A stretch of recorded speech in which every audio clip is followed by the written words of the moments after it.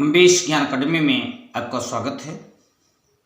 मैं उपस्थित हूँ आपके समक्ष कक्षा 10 हिंदी काव्य के साथ। आज मैं पढ़ाऊँगा पंडित रामनरेश त्रिपाठी की कविता स्वदेश प्रेम। तो आइए शुरू करते हैं। स्वदेश प्रेम अतुलनीय जिसके प्रताप का साक्षी है प्रत्यक्ष दिवाकर, घूम घूम कर देख चुका है जिसकी निर्मल कीर्ति निशाकर। देख चुके हैं जिसका वैभव ये नभ के अनंत तारागण, अगणित बार सुन चुका है नभ जिनका विजय घोष रण गर्जन। ये इसमें संदर्भ देखते हैं।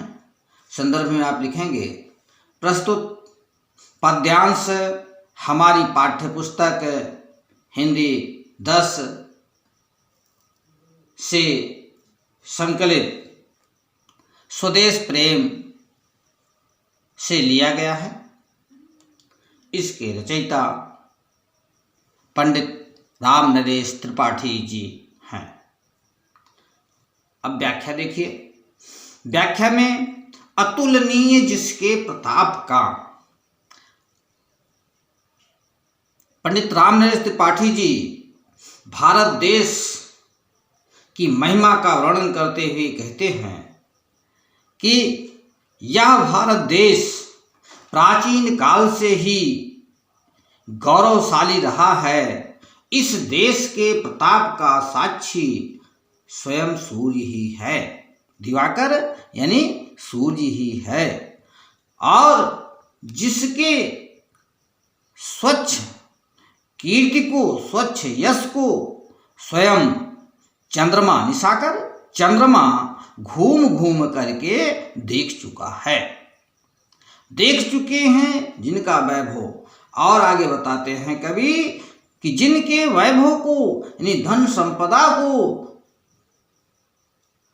आकाश के असंख्य तारे देख चुके हैं।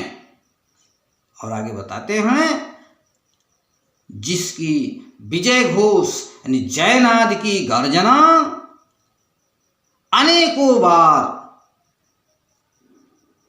विजय घोष की गर्जना अनेकों बार आकाश सुन चुका है।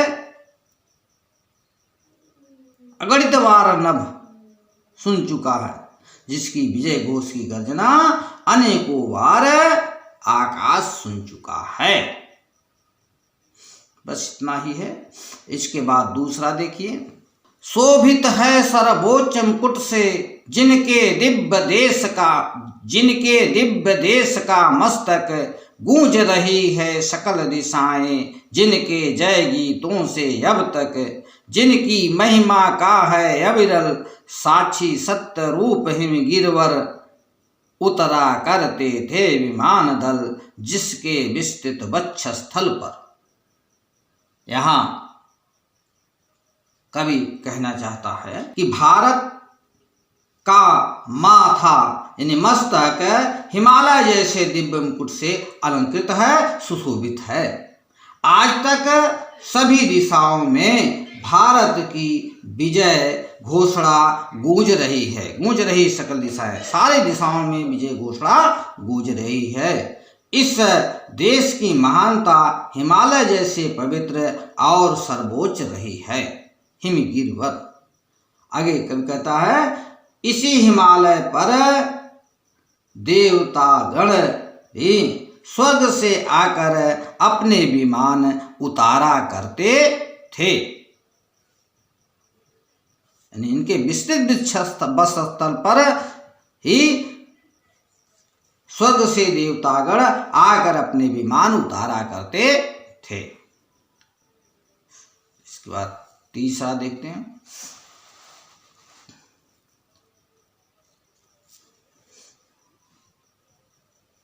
सागर निज छाती पर जिनके अगणित अरणों पोत उठाकर पहुंचाया करता था प्रमुदित भूमंडल के सकल तटों पर नदियां जिसकी यश धारा सी बहती हैं अब भी निस्वासर, ढूंढो उसके चरण चिन्ह भी पाओगे तुम इनके तट पर। यहाँ कवि कहता है सागर जिसकी छाती पर, भारत का समुद्र व्यापार के क्षेत्र में भी बहुत उन्नति कर चुका है। इस देश के जलपोत समुद्र की छाती चीरकर दूर देशों के तटों तक जाया करते थे, पहुंचाया करते थे, सजाया करते थे। और भारत की नदियां जल के रूप में आज भी मानो उसके गौरवपूर्ण कीर्ति को बहाती रही हैं, बहती हैं, यानी बहा रही हैं। आगे कभी कहता है इन्हीं नदियों के किनारे बसे हुए नगरों में हमारे देश की उज्जवल संस्कृति का स्वरूप आज भी देखा जा सकता है। यानी पाओगे तुम इनके तटों पर, इनके तट पर आज भी अगर जाइए तो इनके उज्जवल संस्कृति का स्वरूप आज भी आपको देखने को मिलेगा। आइए इसके आगे देखते हैं। विश्वत रेखा का वासी जो जीता है नित हाँफ हाँफ कर, रखता है अनुराग अलौकिक वह भी अपने मातृभूमि पर, ध्रुववासी जो हिम में तम में जी लेता है कांप कांप कर, वह भी अपनी मातृभूमि पर कर देता है प्राण निछावर। यहाँ कवि कहता है कि जो मनुष्य भूमध्य रेखा का निवासी है, जो मनुष्य भूमध्य रेखा का निवासी है, जहां असहनीय गर्मी पड़ती है, वहां गर्मी के कारण वहां के लोग हाँफ हाँफ करके अपने जीवन को बिताते हैं। लेकिन वहां की भीषण गर्मी को छोड़कर वह शीतल प्रदेश में नहीं जाता है। वह अपनी मातृभूमि से असाधारण प्रेम रखता है और उसके प्रति अपार श्रद्धा रखता है। अपनी मातृभूमि पर वो भी अपार श्रद्धा रखता है। आगे कब कहता है जो मनुष्य, यहाँ ध्रुववासी जो हिम के तम में, आगे कब कहते हैं कि जो मनुष्य ध्रुव प्रदेश का रहने वाला है, जहां सदा बर्फ जमी रहती है, रहने के कारण भयंकर सर्दी पड़ती है, वहां पर भयंकर ठंड के कारण लोग कांप कांप करके जीवन निर्वाह करते हैं, परंतु वह ठंड से घबराकर गर्म प्रदेश में जाकर जीवन नहीं बिताता। उसे भी अपने मातृभूमि से अतुल प्रेम होता है और अपने देश की रक्षा के लिए अपने प्राण निछावर कर देता है।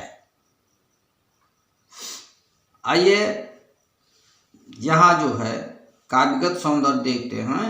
काव्यगत सौंदर्य में भाषा खड़ी बोली है, शैली विवेचनात्मक है, रस वीर है, गुण ओज है, शब्द शक्ति व्यंजना और अलंकार अनुप्रास है। तुम तो हे प्रिय बंधु स्वर्ग सी सुखद सकल विभवों की आकर, धरा शिरोमण मातृभूमि में धन्य हुए हो जीवन पाकर।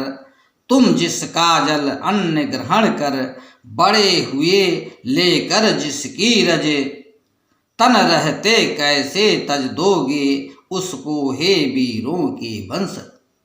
यहाँ कवि कहता है तुम तो हे प्रिय बंधु स्वर्ग सी, भारत देश के लोगों के लिए कवि कहता है हे प्रिय बंधु, आप तो इस भारत के भूमि पर जो स्वर्ग के समान सकल वैभवों से युक्त सुख प्रदान करने वाली है, ऐसे भूमि पर रहते हो। जो संपूर्ण धरातल का शिरोमणि है तुम्हारी मातृभूमि, ऐसे भूमि पर जन्म लेकर तुम धन्य हुए हो। तुम जिसका अन्न और जल, जिसका अनाज खा रहे हो और जल ग्रहण कर रहे हो, जिसके भूमि में तुम पले हो, ये तो बताओ अपने शरीर के रहते हुए हे वीरों के वंशज, तुम ऐसे भारत भूमि को कैसे छोड़ सकते हो, यानी उससे प्रेम कैसे छोड़ सकते हो। आइए आगे देखते हैं।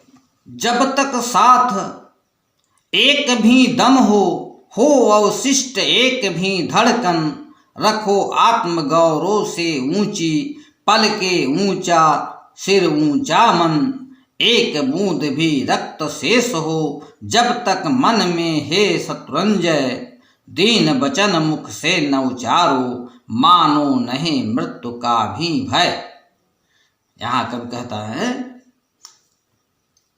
कि हे भारतवासी, जब तक तुम्हारे अंदर एक भी दम अर्थात थोड़ा भी दम बचा हो, थोड़ा भी बल बचा हो और हृदय में थोड़ी सी भी धड़कन बची हो, आत्म गौरव यानी आत्म सम्मान स्वाभिमान को ऊंचा रखो, अपने सिर को ऊंचा रखो, अपनी पलकों को ऊंचा रखो और अपने मन को ऊंचा रखो। एक बूंद भी रक्त शेष हो। और कहता है हे शत्रुंजय, हे शत्रुओं पर विजय प्राप्त करने वाले भारतवासी, जब तक तुम्हारे अंदर एक भी बूंद शेष हो, तीन वचन मुख से न उचारो, कभी अपनी वाणी से तीन वचन मत बोलो, दुख का वचन मत बोलो, और मानो नहीं मृत्यु का भी भय, और कभी मृत्यु से भी भय नहीं मानना चाहिए। आइए इसमें भी काव्यगत सौंदर्य देख लेते हैं। काव्यगत सौंदर्य में देखिए शैली भावात्मक है, रसवीर है, गुण ओज है, शब्द शक्ति व्यंजना है और भाषा प्रवाहमयी खड़ी बोली है, अलंकार उपमा है। सातवां देखते हैं।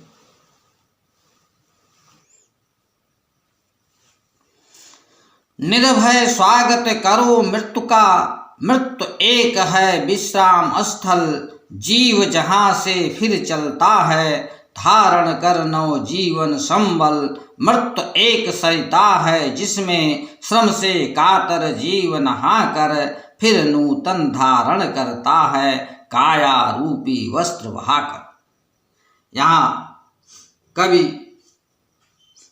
कहना चाहता है कि निडर होकर, हे भारत के वासी, आपको निडर होकर के मृत्यु का स्वागत करना चाहिए। क्यों? क्योंकि मृत्यु एक विश्राम स्थल है, अर्थात यहाँ शांति मिलती है, आराम मिलता है, जहाँ से ये जीवात्मा फिर से, जीव जहाँ से फिर चलता है वहीं से जीव पुनः चलने के लिए तैयार होता है और धारण कर नव जीवन संबल, नया संबल ले, नया सहारा लेकर के, नई ताकत लेकर के वहीं से वो पुनः चलता है। मृत्यु एक सरिता है जिसमें कवि कहता है मृत्यु तो एक प्रकार से जलधारा है, सरिता है, नदी है, जिसमें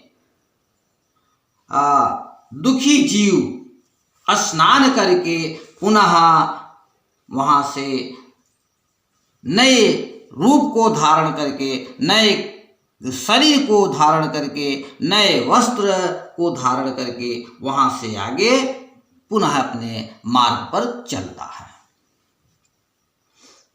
आइए इसमें भी काव्यगत सौंदर्य में देखते हैं।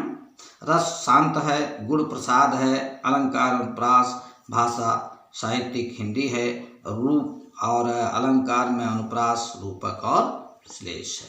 सच्चा प्रेम वही है जिसकी तृप्त आत्मबल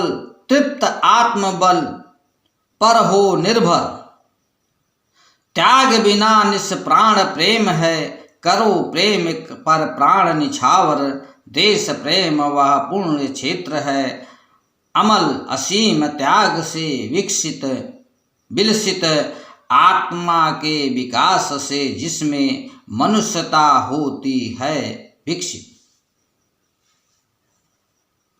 यहाँ कवि कहना चाहता है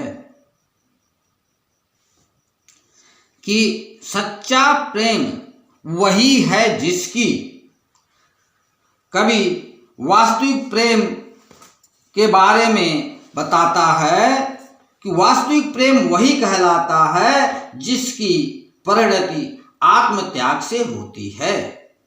अर्थात सच्चा प्रेम आत्मत्याग पर ही निर्भर होता है। इस सच्चे प्रेम के लिए यदि हमें अपने प्राणों का भी बलिदान करना पड़े तो हमें प्रसन्नता पूर्वक करना चाहिए। करना पड़े तो प्रसन्नता पूर्वक करना चाहिए, अर्पित कर देना चाहिए, क्योंकि बिना त्याग के प्रेम प्राणहीन होता है, निष्प्राण होता है। आगे कवि बताता है, देश प्रेम ऐसा पवित्र क्षेत्र है जो कि निर्मल और निस्सीम त्याग के बल पर ही सुशोभित है। अर्थात देश की शोभा निर्मल त्याग पर ही निर्भर है। देश की भावना से ही मृत्यु की आत्मा का विकास होता है और मानवता का विकास होता है। इसलिए मानवता को विकसित करने के लिए देश प्रेम परम आवश्यक है। कैसा लगा आपको? अच्छा लगा हो तो लाइक करेंगे, शेयर करेंगे और सब्सक्राइब करेंगे। धन्यवाद।